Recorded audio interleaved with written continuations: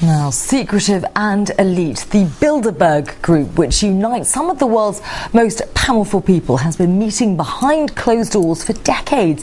Its activities have become shrouded in a mist of conspiracy theories, with some claiming the members are trying to create a new world order.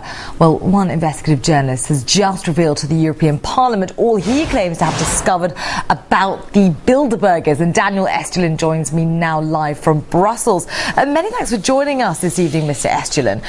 So tell us more about what you found out about the group and what you believe it does. Well, thank you. First of all, thank you so much for having me. I found out over almost 20 years of research that what's today is called the Bilderberg Group already existed over 800 years ago. They were back then called the Venetian Black Nobility. In fact, Bilderberg is the creation of the Synarchy movement of empires, who are the plenipotentiary founders and financiers of Hitler. And Synarchy International, they in turn were founded by the Martinist Freemason Esoteric Secret Society back in the 1770s as a kind of counterattack on the principles upon which the United States of America was built. So again, it's a lot of people speak of Bilderberg as a domain of conspiracy theories. Of course it's not. It's a historical fact. And again, what's today called Bilderberg 800 years ago existed. It was called back then the Venetian Black Nobility. So interesting to hear that background. But what is it that you believe the group actually does today? And what evidence do you have to back up your claims? Well, the interesting thing is that a lot of people believe that Bilderberg is about one world government or creating the new world order. Especially people point out to speech made by George W. Bush back in the 1990s about the creation of one world government. It's not about that at all. It's a meeting of people who represent a particular ideology. That ideology is of money. So the idea is not to create one world government, but rather the creation of one world company limited, where the financial concerns are far more powerful than any government on earth. And we're seeing right now as evidence, very, very simple. We had to see in Europe, we had nation states. We had countries with our own constitutions, our own flags, our own currencies, our own monetary policies, and now we don't have any of that. The entire Europe is being led and directed through Brussels. In that sense, Spain, where I live, it has a currency. We lost it. We had a constitution. That's now subordinate to the European constitution. Spanish flag is no longer ours. It's the European flag with little stars. And of course, the monetary policy is decided somewhere else. And we can see what they're doing, and Greece is a very good example of that destruction we're witnessing, and Spain of course is going to be the next country to go. So why was the European Parliament so interested in hearing about your findings, and what reaction did you get? Well, actually, the European Parliament was profoundly upset that I'm here. I was invited by Liga Norte, by Mario Borghesio, one of the senior European representatives from Italy, who came across Bilderberg actually in the Italian version of my book about 8 months ago. Well, he didn't know that these people existed, and the fact that some of the key decision-making process over the past 60 years were taking at Bilderberg obviously surprised and astonished him.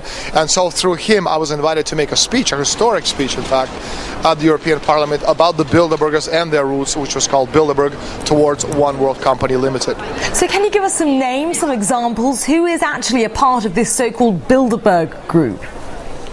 Well, this is the old NATO alliance. So you're talking about the European presidents, Prime Minister of Canada, the sitting president of the United States, top 50, 60 CEOs of the world's leading corporations, American senators and congressmen, European commissioners, all of the European royalty, of course, is present. And finally, talking about as well the leading bankers, the International Monetary Fund, the World Bank, the European Central Bank, the World Bank, and finally they're joined, and we have a lot of noise. I hope you can still hear me.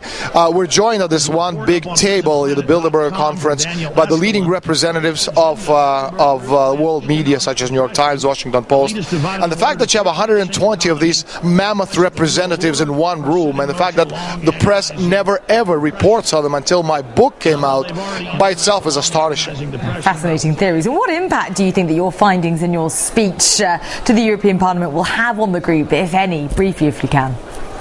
I'm sorry, you're going to have to repeat that, because again there's a lot of noise coming from No, that's fine. Just very briefly, if you can, what impact do you think that your findings and your speech that you gave to the European Parliament will have on the group, if any? Well, I'm hoping it's going to be, an effect of an atomic bomb going off right in the middle of the parliament. A lot, obviously not literally, but figurative. The point is that Borghesio, that's Lega Norte group, is getting hundreds of calls from curious Italian media representatives who actually have never heard of Bilderbergers themselves, and so they want to know exactly how the decisions made at this very private organization fit into the world scheme. And Russia, in this particular sense, is very much a part of it, or victim of it, as I reported back in 2005. By the summer 2008, Bilderbergers at their meeting talked about pushing the oil price to about $150 a barrel, and then they decided to push the oil price down, orchestrating it fall to about $30 a barrel. And it directly affects Russia because, again, China and Russia are the two main enemies of the people who are trying to create this one world government.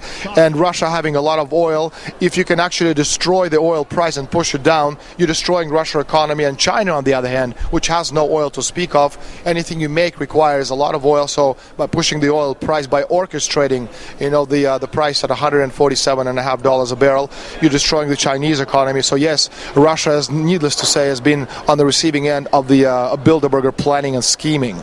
Okay, fascinating theories and a frightening thought, a figurative atomic bomb taking off in the European Parliament today. Okay, for now, many thanks. That was investigative journalist Daniel Estienne talking to us from Brussels.